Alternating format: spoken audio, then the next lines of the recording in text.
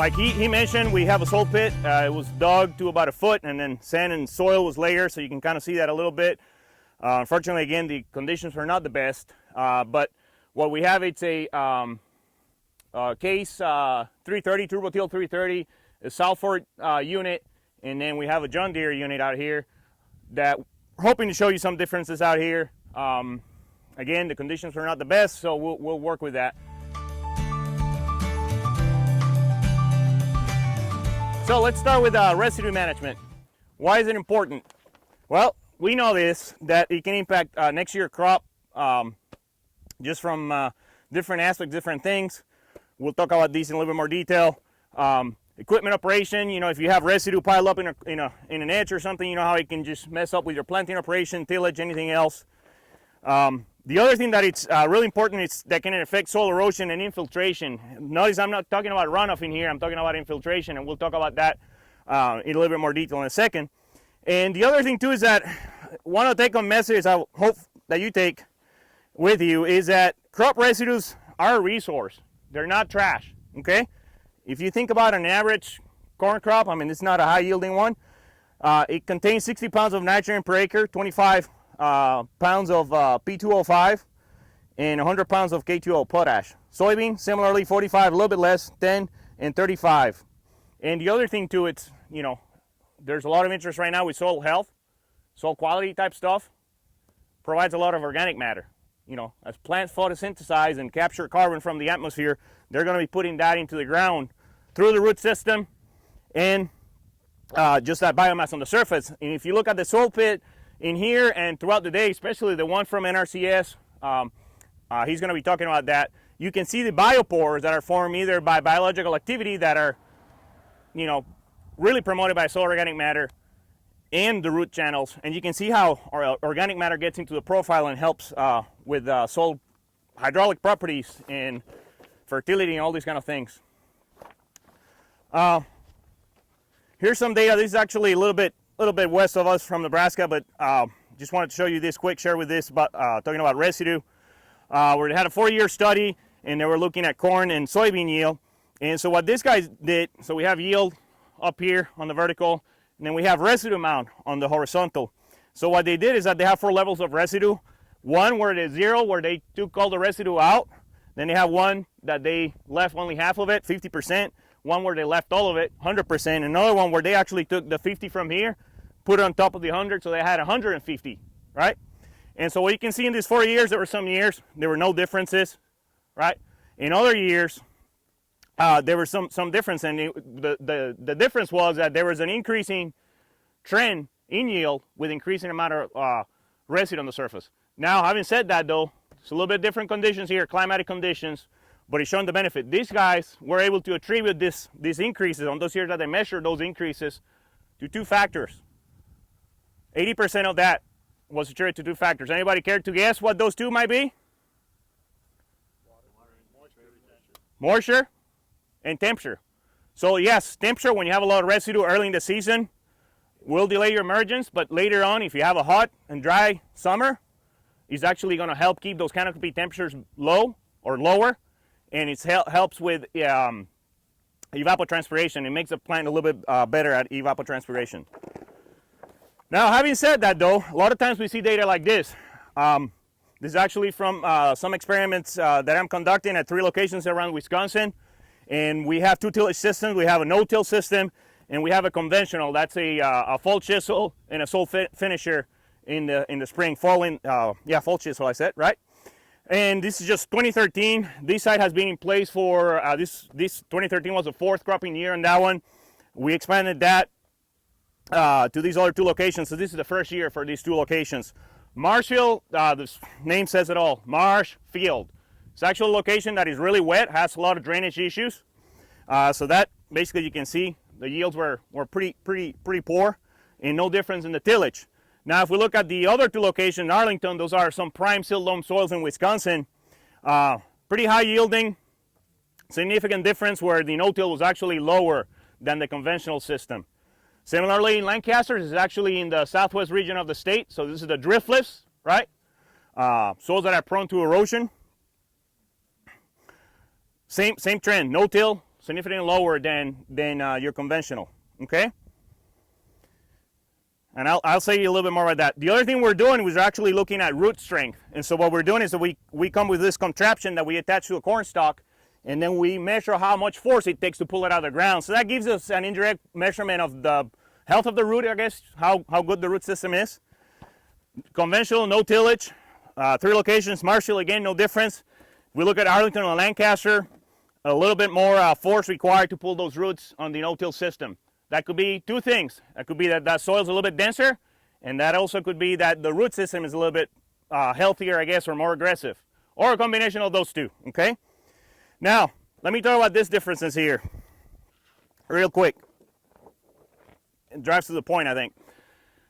So part of this issue, and we see these a lot, at least some of the work I've been involved with, has to do with equipment setup. It's my theory. So the planter we're using here is just a 4-row planter from the 90s. And we do have some row cleaners and all that kind of stuff, but it's not optimized for a no-till. It's the same planter we're using here. And it's the same planter we use for most of our other experiments. We just have the one planter, at least in my group. And so this is the difference we're seeing. So my take home here is that equipment setup, it is really, really, really important to make your system work. Whatever system you're doing, get out of the cab, look at what you're working on, look how it's set up, look how it's running, okay? That has, applies to a no-till system, that applies to a conventional system, okay? So I'm blaming this to our no-till setup on our planter. Protecting the soil. Baldness is bad, right? Is it? All right. So for soil, this being studied and it's well known, about 30%, and it depends on your soil, your conditions, your slope, and all this stuff. So this rule of thumb only, just about 30% of residue on your soil surface cuts about 50% of your erosion. You're not cutting it to 0, which it's almost impossible, very hard to cut it to 0, but we know that about 30% and higher, that's what we start calling conservation system, because we know it actually helps keep that soil on the ground in your fields. And then higher, and this is just a picture is depicting that the corn residue and soybean residue, what it looks like. Everybody knows how to measure residue in your operation. If you're setting up something and you want to see how much residue you're leaving behind, does everybody know how to do that? Pretty easy. You can get I'm going to use this for illustration, but you can get a tape measure. You want to lay it diagonally across your rows, right? And then you're going to go on do it about 10 feet, right? And you're going to go on every foot mark. And if there's a piece of residue, I always do it on the same side of the tape. So if you have a piece of residue at the 12 mark, let's say, at the 1 foot, you count that as a 1. At the 2 foot, if you don't have anything, count as a 0. So you add your 1s anytime you have a piece of residue. You can count manure. You can count residue, right? Cannot count rocks, okay? Those don't count, all right? And then what you do, if you do 10 feet, multiply that by 10, I give you the percentage residue cover. Pretty easy. Do that several times across your field, zigzag it, and you got your residue count. The 3 steps of erosion: detachment of the particle, raindrop hits with pretty high intensity, detaches the particles, then they get transported and they get deposited either in another place of your field, on the ditch. You want to stop it right here before it detaches. You want to leave it where it is. That's where residue comes into play. I won't talk much about the universal soil loss equation here because we don't have a whole bunch of time, and here's just an example of soil erosion. This is actually from Minnesota. This is a picture of the field. They looked at carbonate kind of to get an idea on how much of the soil. So they're looking at the profile using carbonate to kind of figure out how much of the topsoil was eroded. So basically, the amount of carbonate as it goes up, that means the subsoil carbonates are exposed. And this is a normalized yield over several years for different crops. And it basically shows that on those eroded areas, they're about 50% of the maximum yield. So big impact. So why you should think matters for your operation?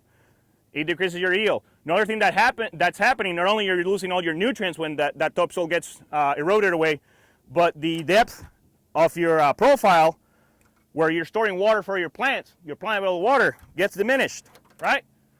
So the less water you have in your profile, less happy your plants are going to be.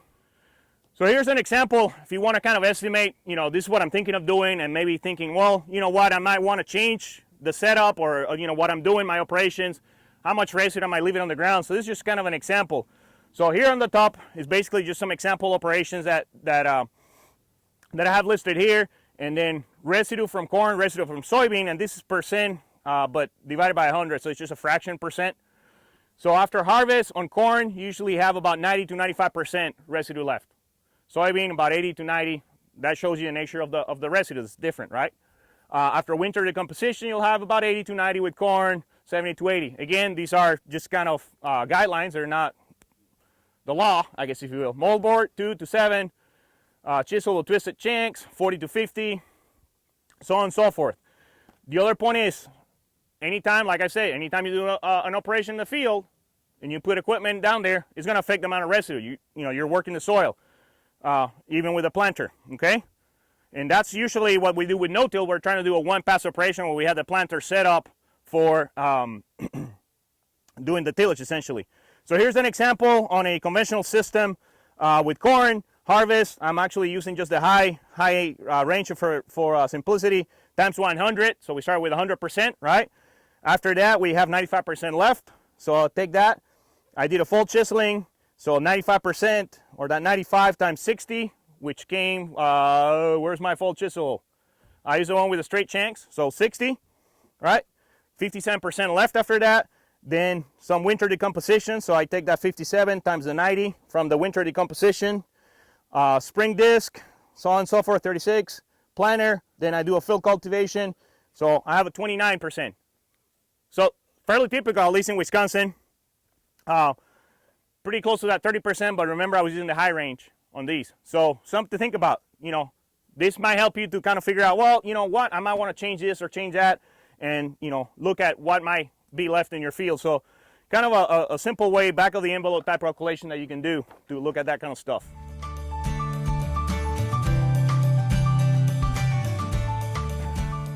This is a similar setup. We're looking at phosphorus and conventional tillage, no-till again, and no-till, that certification.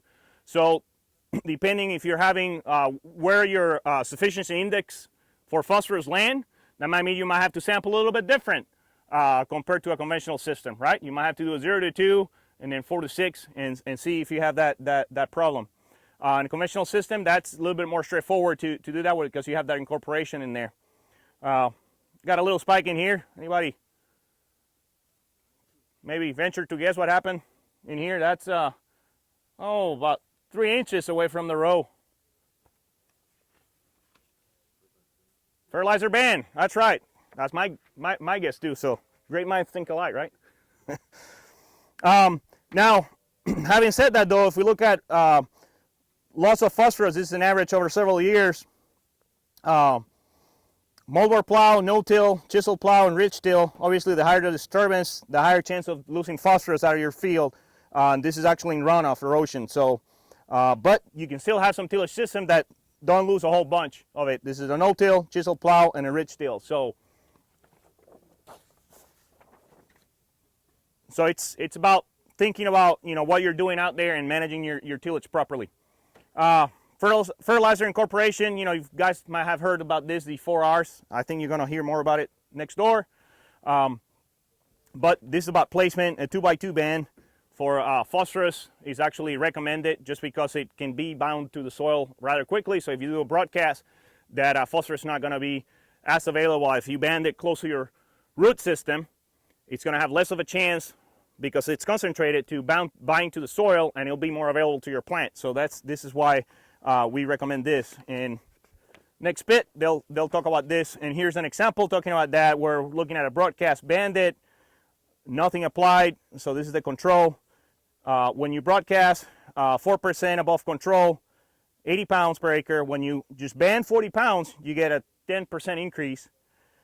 When you do 80% broadcast and 40 banded, 11%. So just that 40 pounds in the band, highly effective. Really no different to that, okay?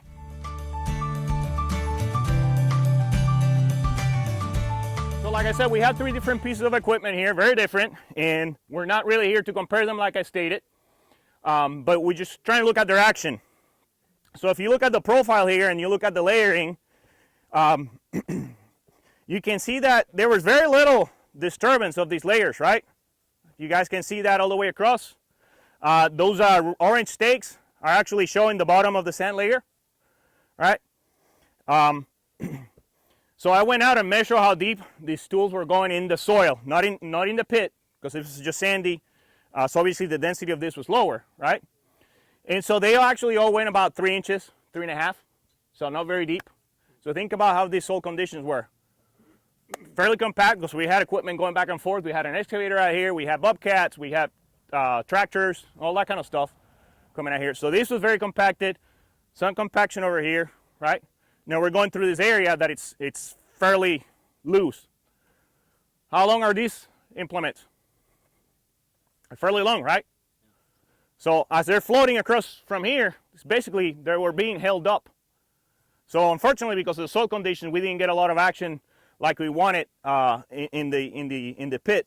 I did see, you know, here maybe there was a little bit of vertical action right here. So, you know, vertical till, that's the purpose of it, to do some vertical action. Same thing with the Salford. I had seen one earlier and I did fail to mark it. Yeah, right over here. Thank you. So same thing with the Salford, you know, doing that vertical shattering. With the Salford, I think it's very interesting. It's being trampled a little bit, but if you had chance to go back there, you can see where every of those wavy coulters landed, and, you know, and they got a really nice spacing. They do a really good job on shattering that soil. You know, that's things, you know, soil was so sticky and so hard that, you know, it kind of left like a clay imprint, if you will, in there. Now, a very different piece of equipment with the John Deere here. Basically, cultivator type piece of equipment did a good job at what it's supposed to do. You know, cultivate, churn up that soil a little bit more. Not going very deep again, but 4 inches or so. One thing that is different to the vertical tillage implements is that a cultivator will actually drag some of the soil a lot more this way. You can see where I have those orange stakes, and that's kind of a rough estimate, but probably a couple of feet. Some of that sand got transported. We had a little bit of sand here, so that's not really fair. But you know, that's what they're supposed to do. They're supposed to break, you know, have any weeds out there, what have not, supposed to do that.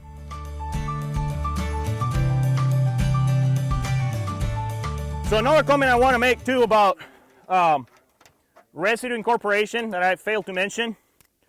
So if you have your soil profile, I'm not a very good artist, so bear with me. You have a soil profile and you have,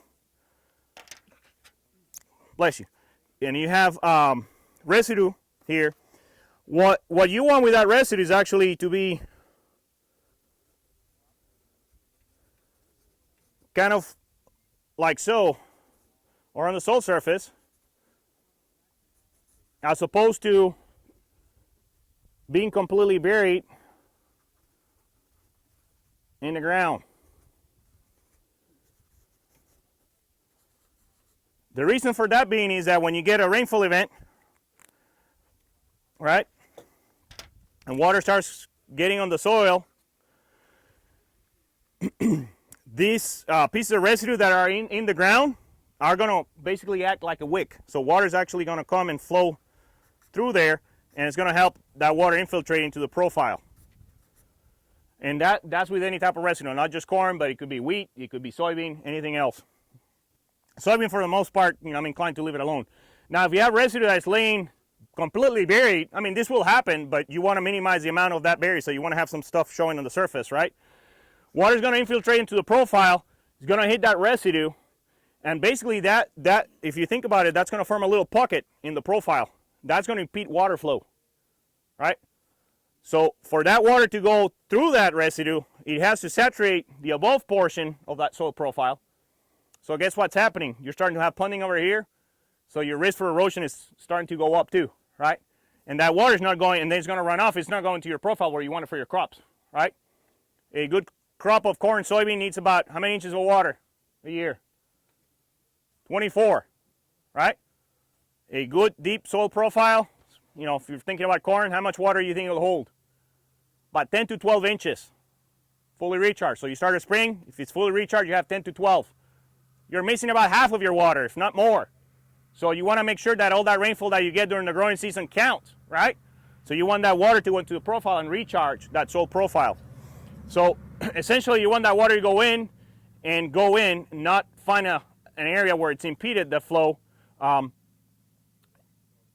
impacts how much water goes deep into the profile. Okay, so that's another comment I wanted to make about residue.